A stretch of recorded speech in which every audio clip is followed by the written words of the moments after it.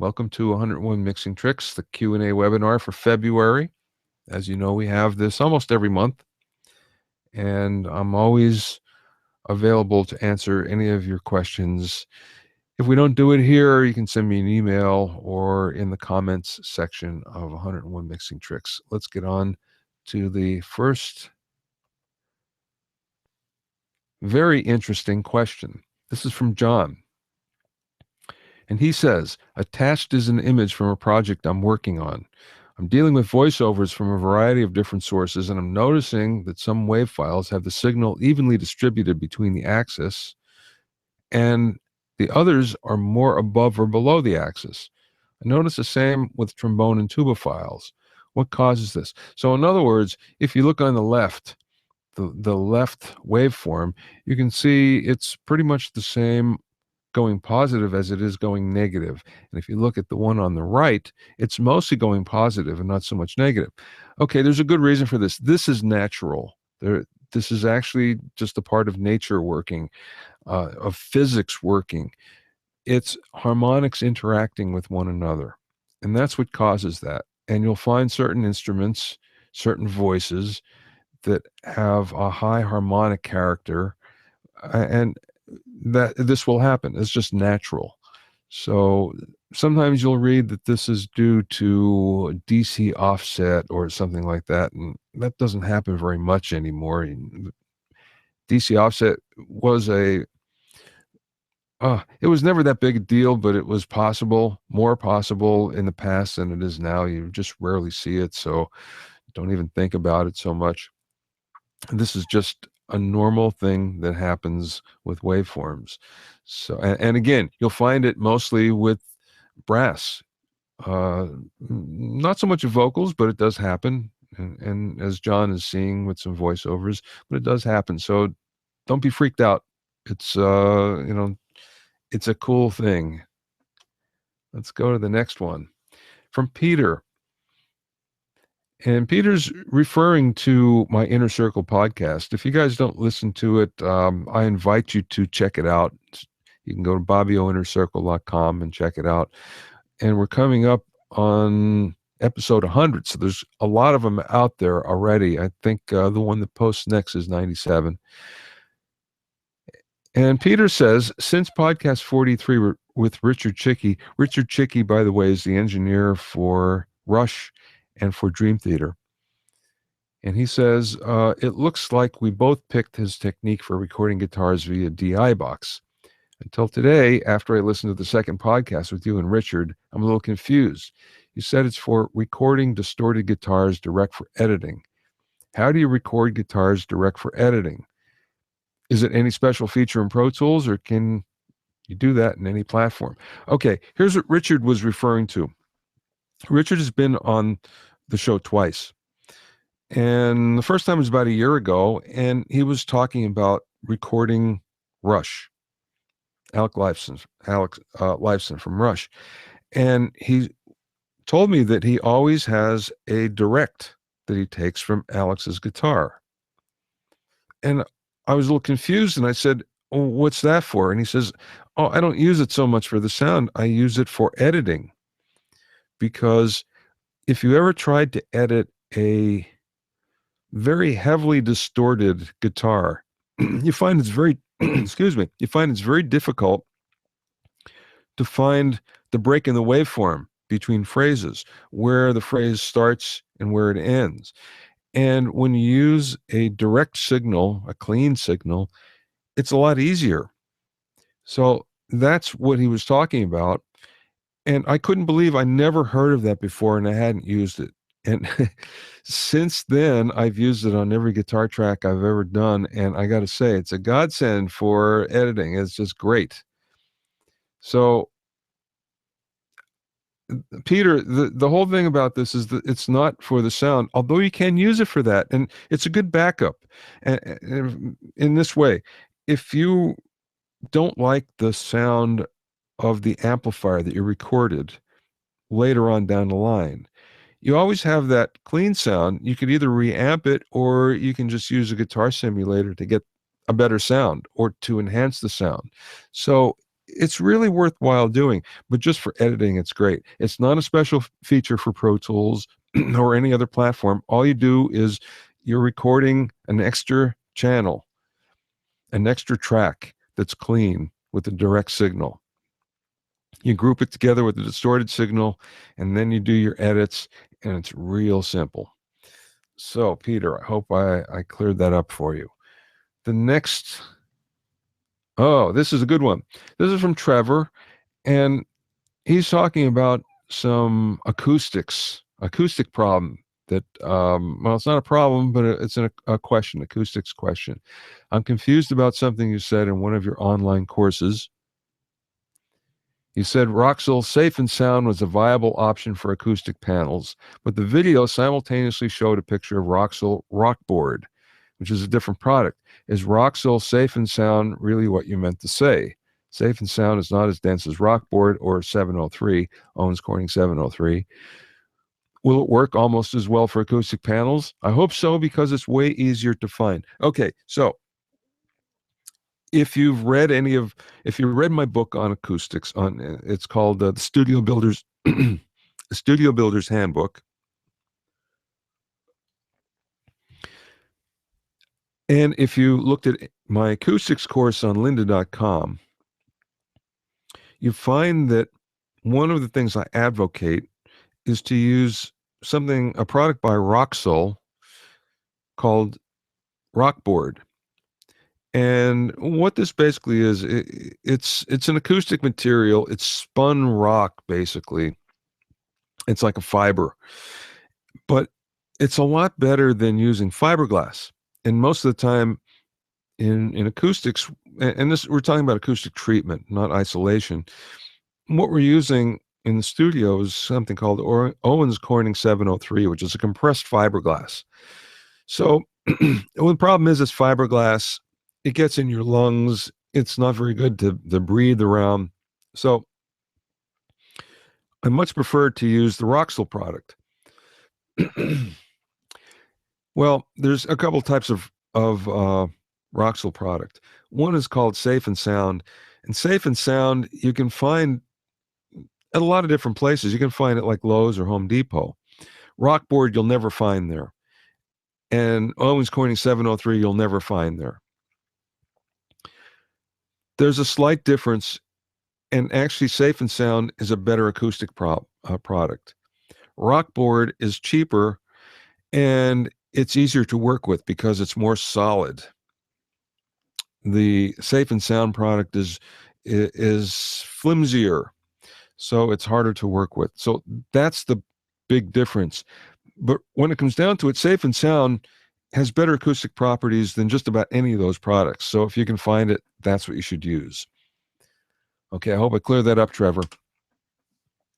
From Chris, I've been scouring the web and finding a lot of conflicting information on standard method of double or quad tracking rhythm guitars. I'm specifically wondering about a two-guitar band like Metallica. From what I can find, the first guitar player would play his part with one guitar and one amp, then repeat the performance. These would then be panned left and right. Then guitar player 2 would do the same with possibly a different amp or different sound. Is it also common to just do one take with each player and simply pan one left and one right? Chris, this whole thing with doubling guitars, one of the problems I think I'm not going to say neophyte, beginner producers do, or engineers do. They'll automatically say, double this. And sometimes it defeats the purpose. It makes things too thick sometimes, and it makes them mix a lot more difficult. When you have a two guitar band, the big thing that you want is you want one guitar to sound different from the other. How you do that, it could be a dozen different ways. The easiest way is the second guitar uses a different guitar. It uses a different pickup selection. It uses a different amplifier. It plays in a different register, for instance. It plays a different line. Any of those things could work, and could work really well, just to make the two guitars different. Sometimes you might double up. You might want to double a guitar. when it just doesn't seem big enough. Or let's say a guitar plays through most of the song and the second part is playing a lead line or playing a counter line or something like that, then you might want to double things. But usually when you start to double every part, it gets so thick that in the mix you wind up throwing parts away. So I'm not a big advocate for doubling things just for the sake of doubling them, especially if you're going to pan something hard left and hard right. I don't believe in that either, because what you end up getting is mono, as I say in one of my books, big mono, which is not a good thing. So really, the thing just to remember in all this is make the guitar sound different. Whatever way you have to do it is the best way. If guitars, the reason why you want to double a guitar is maybe it just doesn't sound big enough. And before you do that, check your miking technique. Check the guitar itself, the guitar amp, to see if the sound is coming out the way you want it. Because doubling something for the sake of doubling it doesn't always work. So let me leave it at that. Just saying that, just make sure both guitars sound different, and you're halfway here, more than halfway there. Okay. Here's the next one. From John. I sometimes create sessions in which I perform most of the instrumental parts. The dynamics are pretty much set and little or no automation is necessary. In this scenario, if I need a particular track in a session to be adjusted, I'll select that region of the track's waveform and raise or lower it anywhere from 0.5 to 6 dB. Is this a good or bad practice? Yeah, this works fine. So what we're trying to do, and you're just using a different form of automation. It's automation, even though it's not fader automation, so to speak. It doesn't matter how you get there. What we're trying to do is make sure that we can hear every part. And this is most of the time. There are parts that we don't want to hear but feel. Sometimes it could be percussion. Sometimes it could be a big pad that's kind of just gluing things together. Okay, so those things you don't necessarily want to hear distinctly, but mostly everything else you do. So there are some parts that, or some sections in the song where suddenly you don't hear a part as well as you did.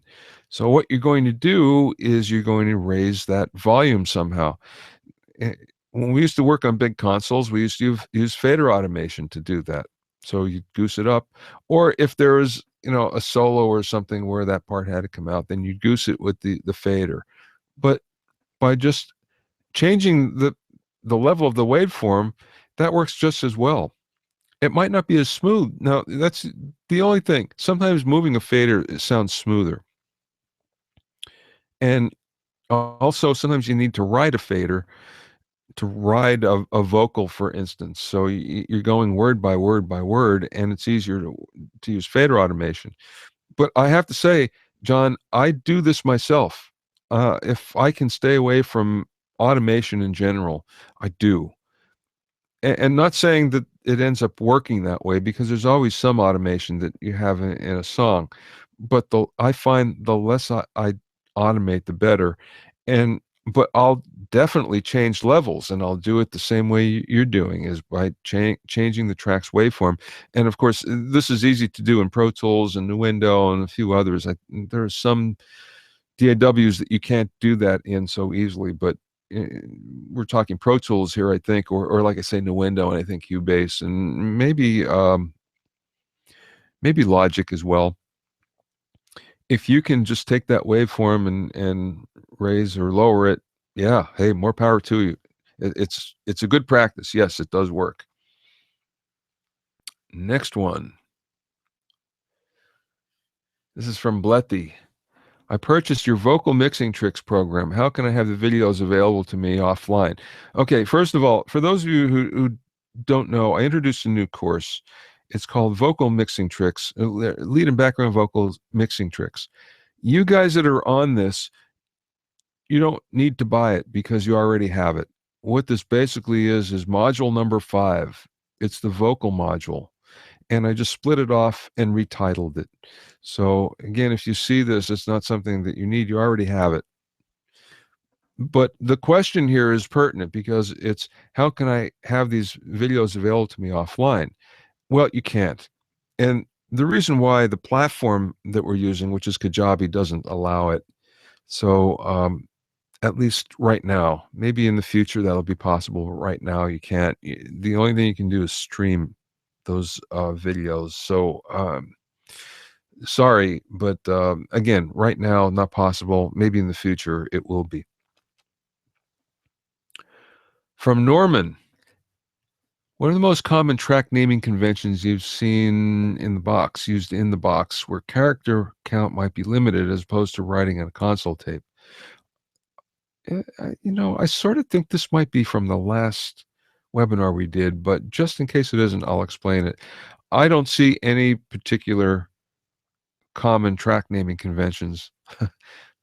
Guitar, maybe, GTR, or vocal, VOX or VOC, something like that, where it's just an abbreviated, three character abbreviation. So that's what I see. Usually nothing that different than what you might see on a console tape. How about track color conventions?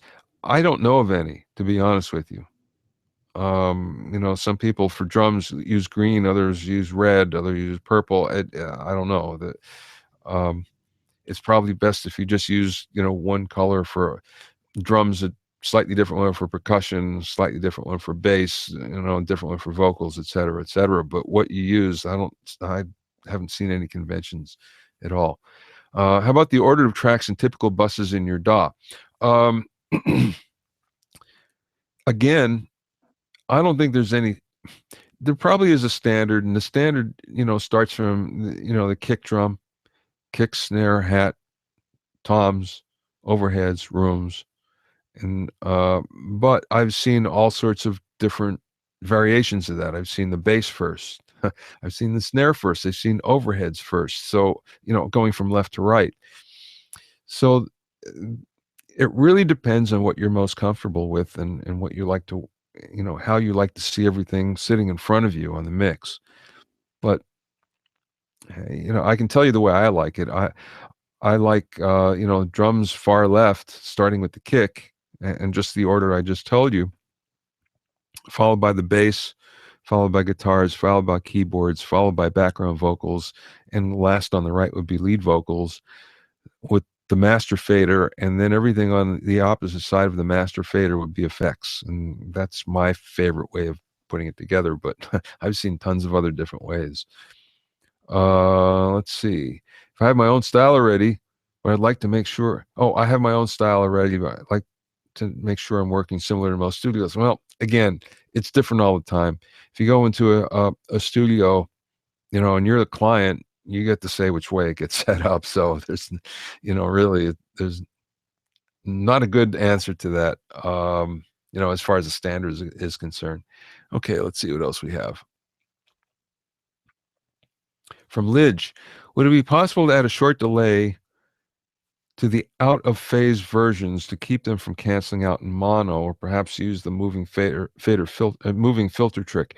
And this is in regards to the dramatic panning outside the speaker trick. And if you remember, what this is all about is MS, using an MS processor to take vocals and make them seem like they're coming from outside the speaker.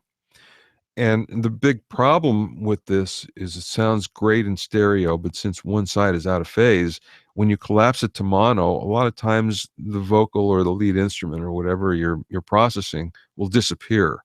So a way around that is he's saying, well, what if we put a delay on it, and will that help? Yeah, it's going to, actually. It will.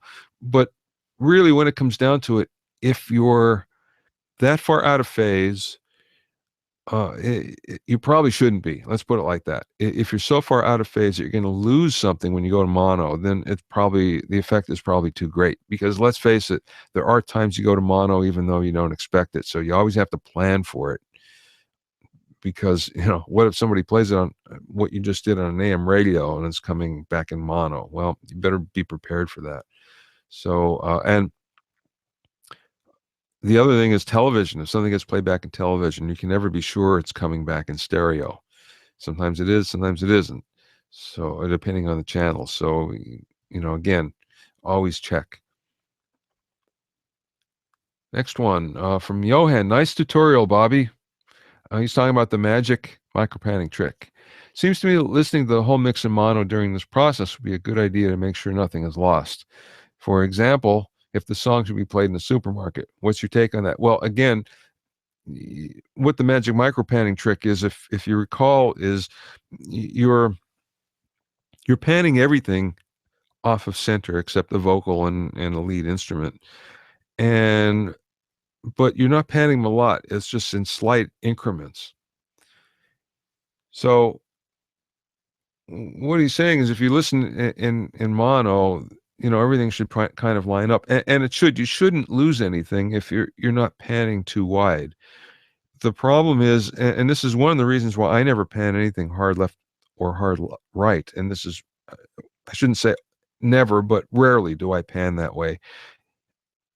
At most, it goes 9 o'clock and 3 o'clock. And that's so you at least have some measure of compatibility if something does get played back in mono. Famous engineer Ken Scott was telling me a story. It's in the book that we wrote together in his memoir. He did something with Mahavishnu Orchestra. For those of you who can recall Mahavishnu, which was a big jazz rock band of the 70s. And John McLaughlin, the guitar player, was the leader. And Jan Hammer was the keyboard player. And they were doing solos, and he panned them hard left and hard right. And when in the playback party that they went to, they only heard the right side. The left side wasn't connected for some reason. So the leader's parts weren't being played, and he was very he wasn't very happy at the whole thing. And it taught Ken that he would never hard pan things like that ever again, or at least he would double things if they were hard panned. So in this case, yes, you should keep that in mind. Okay, let's go to the next one. What would be your recommendation for studio open back mixing headphones, assuming that a large proportion of time mixing had to be allocated to using these headphones? This is from Charles. I can't tell you, Charles. I don't use open back headphones. I don't own a pair. I think the only ones I've ever used have been AKGs I've seen in the studio, but open back phones don't work well in the studio, especially when you're doing vocals, for instance. They'll work for tracking, but if you're doing vocals and you're up against a mic and you have the headphones, loud in the mix, you'll get feedback. So that's why you don't see them too often in the studio. What I do use that I really like, there's a 3 pair that I can recommend. One is the ones I'm wearing right now. They're the Audio-Technica ATM 50s, and I think the latest ones are the ATM 50 AXs. And these are a wonderful set of headphones. I don't use them to mix, but I do check mixes on them. You can get used to mixing on anything, and I'm sure you can get used to mixing on these. They're great. They're comfortable. Ones I've liked forever have been Fostex T20s that have just been reintroduced again. I've always liked those. And again, these go back a long way into the 80s. I think they were kind of standard in studios for a while. And ones I like for fairly inexpensive headphones are by, oh, I can't think of the name of them. And they're inexpensive. They're about $20 or $22, $23. And they have a really nice tight fit. They don't sound too bad. And I don't remember the name, so I'll hit you with that later. And hopefully somebody will remind me and I'll tell you what that is. But they're great for what they are, for the amount of money. Maybe sometime during the rest of this webinar, I'll remember that. Okay, from Kurt. I've always been wanting to know about proper gain staging and mixing. What's the recommended dB, FS, dB full scale for everything? Would it be good if you did a video? It would be good if you did a video showing a session where the levels are too hot, how you'd approach the gain staging. I know this may sound basic, but I was always curious about it. I try to gain stage mostly all the instruments around the halfway up the meter and not let the piece go past 6. Well, that's a great way to do it, Kurt. I think the best way you should think about this is -10 is your friend. You don't have to get up to 0. And once upon a time, this was important. The closer you got to 0, back in the 16-bit days, the closer you got to 0, the better it sounded, the less noise you had. Those days are long gone now that we're doing 24 and 32-bit recording. So I would say stay around the -10 mark, and a lot of times you'll stay even lower than that with the peaks going to -10. But if you're not letting the peaks go past -6, you're in good shape. And this is the best thing about gain staging. If you want your mixes to sound good, then make sure your gain staging is correct. So go through, whenever you have a plug-in, make sure you look at those meters really closely to make sure things aren't overloading or getting too close to 0, and you'll find that everything will sound a whole lot better. And this is one of the reasons why mixing in the box got a bad rap in the beginning, is because people were thinking it was very much like tape and they were pushing things too hard. So the mixes sounded small. But now that we kind of realize that you don't have to do that, the mixes sound a whole lot better. So just keep that in mind. You don't have to get near 0 for it to sound good. And just, make sure you keep your peaks in control. Somewhere around -6 is really good. And from Stan, 2 questions. First question, I received a vocal track which obviously was recorded without a pop killer. Besides the P's, the singer also emphasized the letters F in words like of and if, and the TH in think. I edited everything that bothered me by selecting those letters in the words, changed the gain, and put a little fade at the end. It worked okay, but it's a lot of nitty-gritty work and very time-consuming. Is there a better way of dealing with that problem? The way you did it is the way most people will do it. Yes, it's a real pain, and yes, it's a way to it's an incentive to make sure that you record things properly if you're recording them. That being said, Isotope makes a really good plugin. I think it's called Plosive with the P, Plosive. I think that's what it's called, but it just works on plosives, which is, popped P's, but it'll work on these other things as well. Sometimes I've heard of people, I haven't done this myself, but I've talked to people like Dave Pensato, for instance, who told me that he'll use a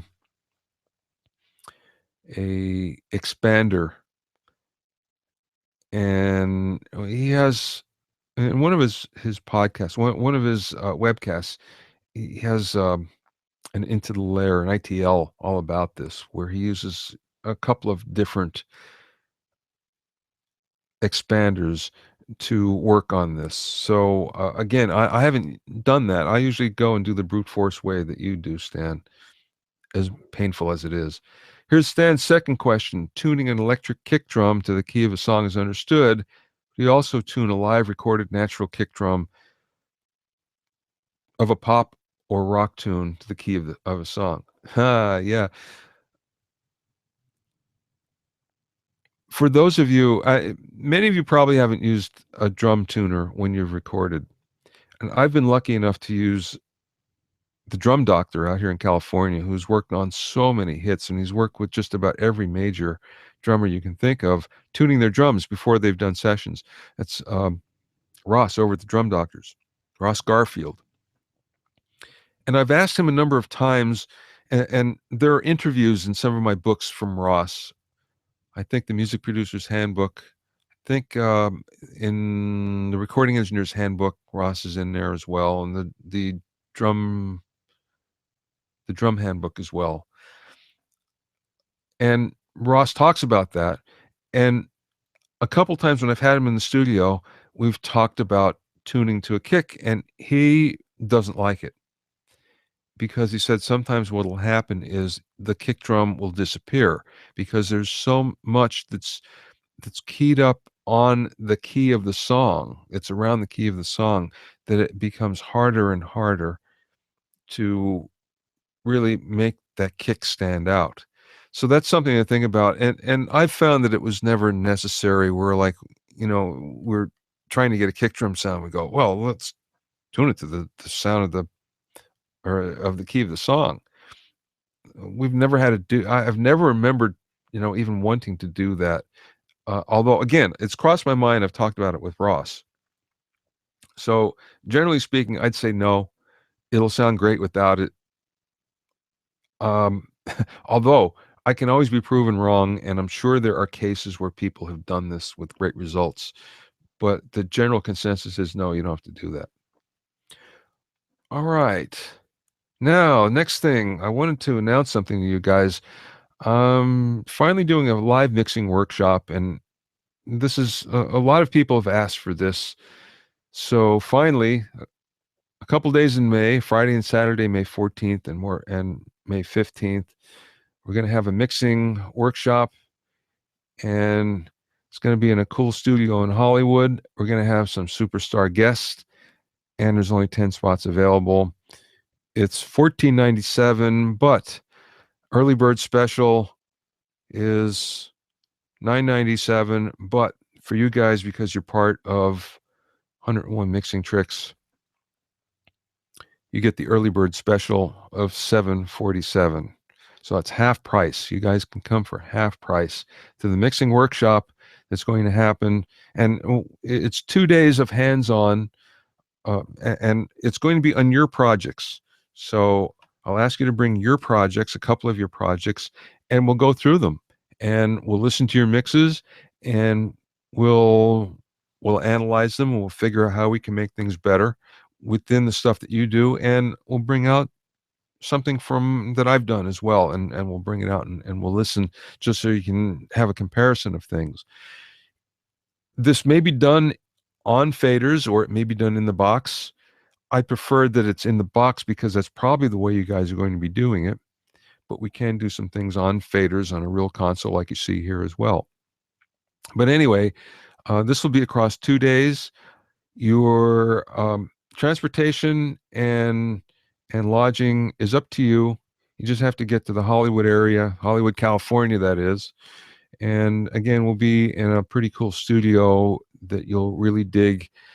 I'm going to bring in some people. We'll go have lunch with some people that you're really going to dig hanging out with.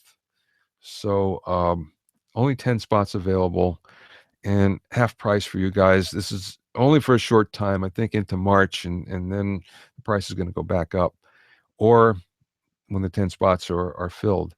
So how do you get that special price? Well, you go to BobbyOwsinskiCourses.com. And for those of you who haven't seen it yet, a lot of you are still on the old platform. We're taking 101 mixing courses and we're changing it over to a new Kajabi platform, which you can find it on BobbyOwsinskiCourses.com. Within the next month, those of you who aren't on that platform will probably be on the new one. But this is where you're going to find the mixing workshop registration. So just go there, look for it down the page, and use early mix, the coupon code, in order to get the discount, the half price discount. Early mix. I'll be sending something out on it later on in the week anyway. Okay, so now we go to the live Q&A.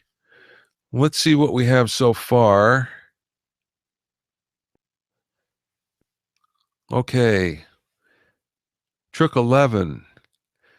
In the mix filter, is it necessary to use EQ to fix program instruments, or is it only for live recorded sounds? Is there anything to clean? Oh, program sounds. Trick 11 is the mix filter. Necessary to use EQ to fix programmed instruments, or is only for live recorded sounds? No, no, no. So the question is, what happens if you're using programmed sounds as opposed to things that you recorded? It depends on the library. So sometimes libraries are really well recorded and they're really well processed, and you don't have to do much to them. Other times they're not that good. They're very raw. So if they sound kind of raw, you might have to go in, you might have to add filters, and at the very least, add some filters. And that's one of the things that I would try anyway. I'd go in and I'd filter most program tracks and just see if they fit better in the mix. And sometimes you might have to EQ things. I'd say most of the times you have to EQ things just to make it fit in the track with the other instruments that you use, the other loops or the other samples that you're using. So just because it's programmed doesn't mean you're not going to use any EQ. So again, the approach basically is, think of yourself as a mixer where you're getting tracks in for the first time and you're listening down to them. And some of them are going to be great that won't require much, and others are going to require much more. But don't think just because you have a programmed track, you're not allowed to do anything or you're not supposed to do any processing, because yeah, you're going to have to, in my experience anyway.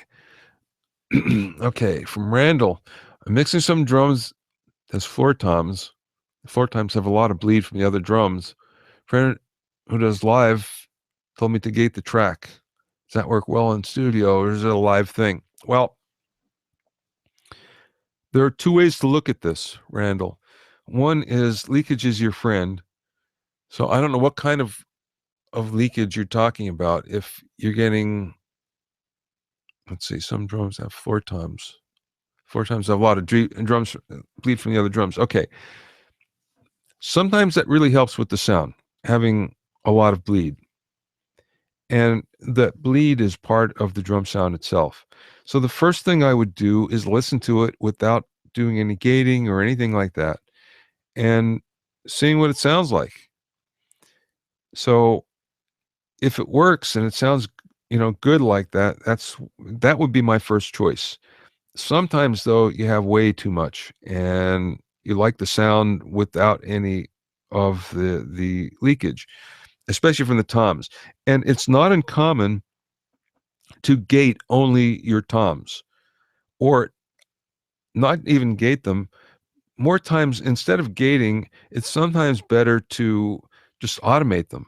So you have them muted until the drums play, until the toms play, and then the mute gets turned off and the drums are on.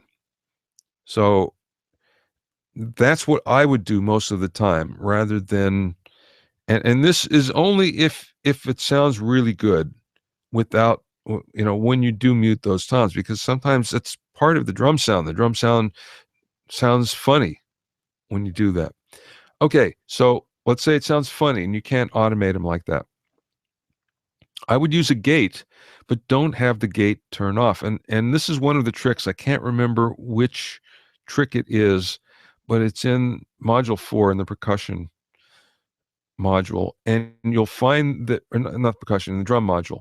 What you'll find is if you just lower the level and lower it 10 dB or 15 dB, so when the gate is on, the toms are about 10 or 15 dB below what they were before. And then when the gate triggers, when the gate is off, then it's back to the normal level. This sounds a lot more natural when you do it that way. So one of the bad things that people do, well, I'm not going to say it's bad. One of a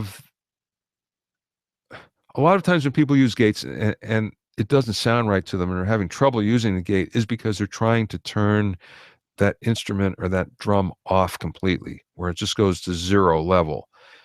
And that's not natural sounding for the most part. So, when you're using gate, the best thing is to just bring it down 10 or 15 or even 20 dB. All right. From Richard, often generate drum tracks from playing on a MIDI keyboard. I've seen some good tips from you in making these sound more human. I was wondering, though, could you recommend some videos or websites for ideas and best practices for workflow for creating MIDI drum tracks? um,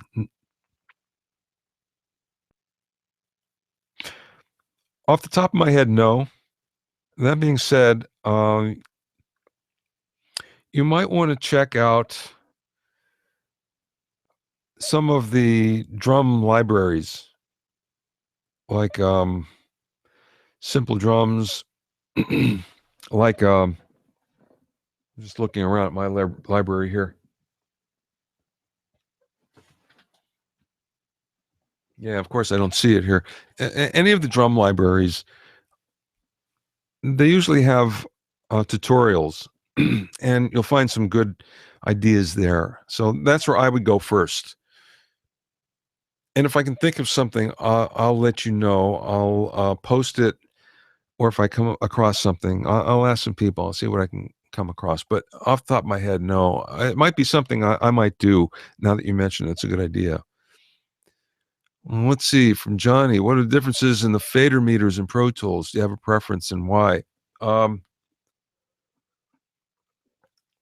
yeah, what Pro Tools and just about any digital audio workstation these days, you're able to change the ballistics of the meter.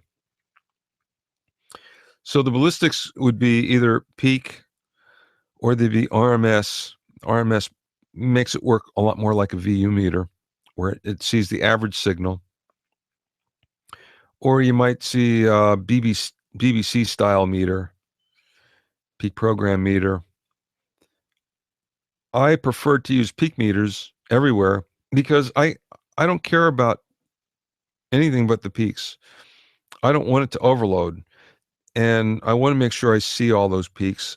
If you use any of those other ballistics, especially RMS, you might be fooled because what looks like a good meter reading, in fact, will be a lot higher. The peaks will be a lot higher. I'll give you an example. Back in the old days of VU meters, if you took a percussion instrument, for instance, and you tracked it at 0 VU, so it was just touching the red, it sounded distorted. And you look and say, wait a second, why? Well, it's because the peaks of percussion weren't showing up on the meter, but in fact, they were maybe as high as 20 dB hotter. So you found that the only way that you can make it sound good is if you brought it down to like minus 15 or minus 20. And that's what happens so often where an RMS meter, for instance, is showing you the average. It's not showing you what you really need to know, especially in digital recording. Peaks are the thing that you really need to watch out for. So I'd always stay in peak mode myself anyway. Now, that being said, a lot of times what I'll do is I'll strap a VU meter across the stereo bus. One I particularly like is one for I can't think of that one either. Oh well, whatever. I'll strap a stereo, and you can find them anywhere, and I think they're free for the most part. And I'll just look to see how much the meter is jumping. If your mix is pretty much together frequency wise, you'll find the meters on a VU meter will kind of sit there, and they won't jump too much. If you don't have your dynamics together, you don't. If you don't have a good frequency balance and you don't have the dynamics together, you'll find that you'll have the meters jumping all over the place. So just to see how it's sitting, I'll look and if the meters are kind of sitting there within 6 dB of one another, I'm thinking I did a pretty good job on the mix. Okay, let's see. Okay, Randall says the bleed is other drums and some guitar. Yeah, well, the best way, especially if it's a guitar, for instance, and let's say you replace the guitar so you're not even hearing the right part. Well, then the best way to do it is either use a gate like I described, or use the automation method that I was just talking about. From Stan, what's the idea behind routing all the tracks to one stereo track and then route that track to stereo out?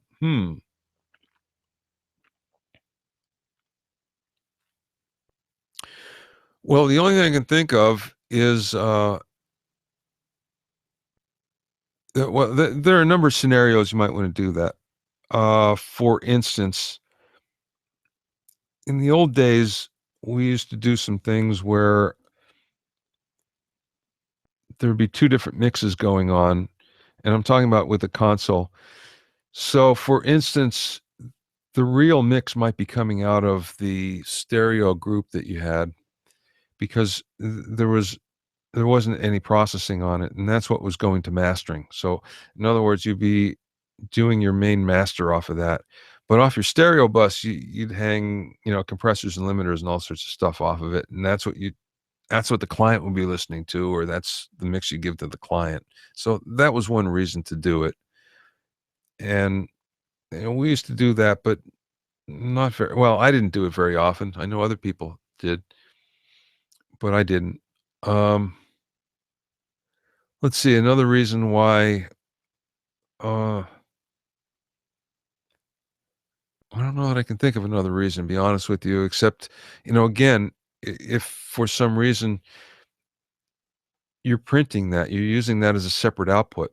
That's so. In other words, you have two stereo buses, and one stereo bus might have different processing than the other, or all the processing, and the other stereo bus has none. So maybe you're printing two different mixes. So that's the reason I can think of off the top of my head.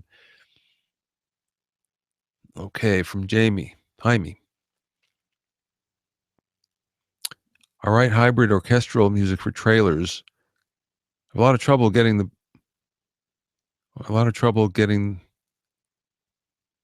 big orchestral percussion to cut through the mix without distorting, becoming too muddy. Have any recommendations? How can I achieve more clarity and punch in the percussion without peaking? Probably what's happening is you're making the big sounding percussion too big. I assume you're talking of timpanis and things. I would bet that you're EQing and you're adding low end in. And what's happening is it's getting it's not going to stick out because it's getting covered up. You can't bring the level up hot enough without it distorting.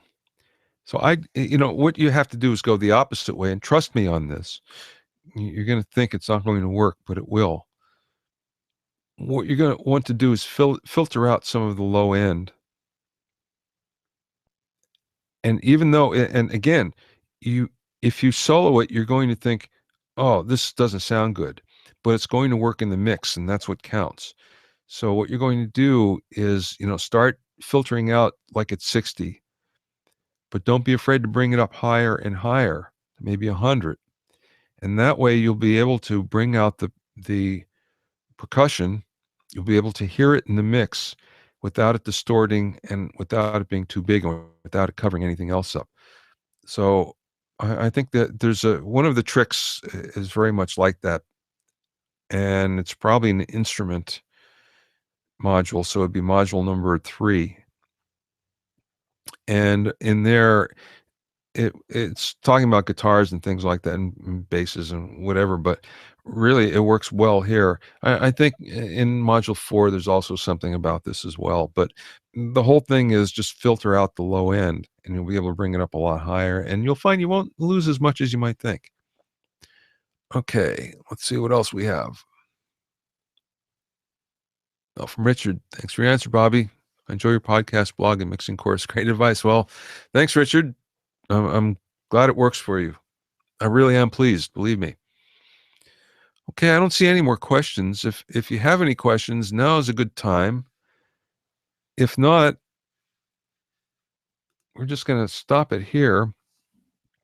I want you to remember that you can see this. Well, there's actually 2 things that will happen. First of all, you're going to get an email tomorrow, or it might even be in a few hours, that will have a full replay of this that you can go and check out. Now, the full replay is different than what you're going to see when you go to 101 Mixing Tricks, because it's going to show you the chat as well. So you're going to see 101 Mixing Tricks along with the chat. However, if you don't care about the chat, just go to, the 101 Mixing Tricks and log in and, look at the Q&A webinar, and you're going to see this probably in a few hours. I would say by mid-afternoon, so you'll be able to check it out if you want, or any other time that you want. Okay, one last question from Randall. What are your thoughts to go from hobby to be paid? That's a tough, well, no, it isn't. I'm not going to say it's a tough jump. It's a significant one. It's something that everybody has to make in order to be a pro. So I would say that what would happen is that you have to do what everybody else does, and we all start the same way. We do lots and lots and lots of work for free until finally somebody is willing to pay us, and then it goes from there. So that's the best way. Just do projects for free, do a great job, and then it's going to change. At some point, you'll be able to say, yeah, especially if somebody's coming back a second time, then you'll be able to say, yeah, I need to get paid something, and you can start from there. Okay, how do you feel about mastering with automated software? From Catherine. Hate it. But that being said, other people really like it. If you do that and it works for you, more power to you. I don't have a problem with it. But frankly, I've always found that real mastering engineers have done a better job. Now, I got to say, if you're doing it yourself, if you're mastering yourself, there's a good chance that the automated software might do a better job. If you can afford a mastering engineer, I almost guarantee that the mastering engineer is going to beat it every time. So that's my feeling on it. Robert says, you missed my question. Okay. Sorry if I did. I didn't see it. Oh, okay. I see it, Robert. Sorry. Is there a sidechain technique to help with drum bleed? Well, the best thing, let me think. You can adapt some of the sidechain techniques that are used in the tricks that you'll find in, let's see. Well, in module 4. And what you'd probably do is, and the only reason why I'd use this is only because the gate isn't being triggered correctly by itself. So let's say you're gating some, and we'll go back to, let's see, who asked before about Randall. Randall asked before about gating the floor tom because it had a lot of bleed in it. Okay, so what you might want to do is you might want to trigger the gate so it triggers off of some other toms. It triggers off the snare, for instance. So when the snare stops playing and there's an empty space where the toms are playing, then the gate opens up through the side chain, being triggered by the side chain. That's one way I can think of that would really that would work. But again, it has to be because you're not really getting what you need from the gate that you're using. Okay, another one. Thomas, do you have problems with delay compensation in Pro Tools? If yes, what do you do? Or print the files to clear up the plugins? Yeah, sometimes, especially on the older versions. I haven't had a problem with. I'm on 12 now. I haven't had a problem with it. But yeah, it's something you should always check for sure. Okay, I missed another question.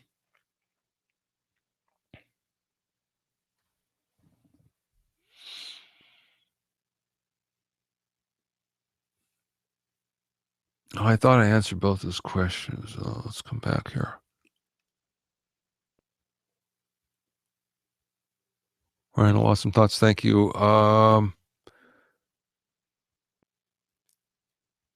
From Bolian, I hope I'm saying your name correctly. You missed my second question. I thought I answered both of those.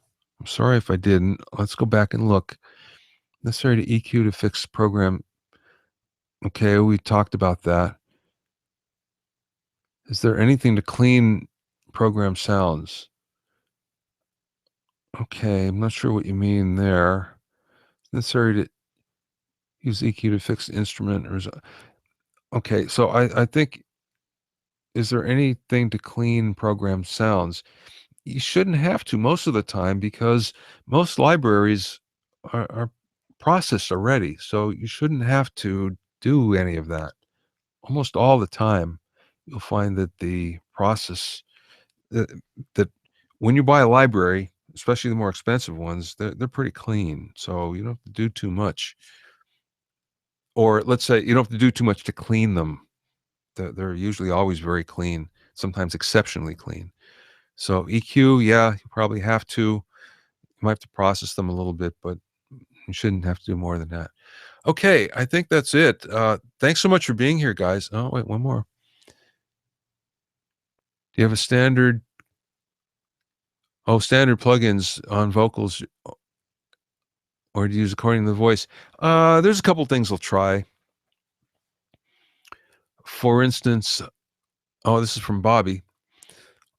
A couple things I'll always try. I'll either have an 1176 or an LA2 on the vocal. Sometimes both. The 1176 more for the peaks, the LA2 more for the relative volume, relative level. As far as an EQ is concerned, I'm a little partial to, and I'm talking.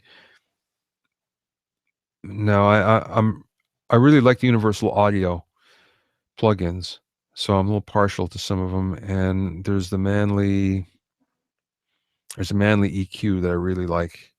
Boy, I just cannot for the life of me think of some of these things today. They're on the tip of my tongue and they're not coming out. Sorry, guys. Massive Passive. So I happen to like that on vocals, and I'll use that if I have to use something. But Pultec is another thing. So those are kind of like my standard go-tos if I have to use something. So anyway, thanks, guys. We'll have another one of these next month, and you can check this out online on 101 Mixing Tricks a little bit later today. And again, don't be afraid to send me your tricks or your comments, your about the tricks, your questions. I'm always available. I'm always there for you. Thanks a lot, guys. Take care.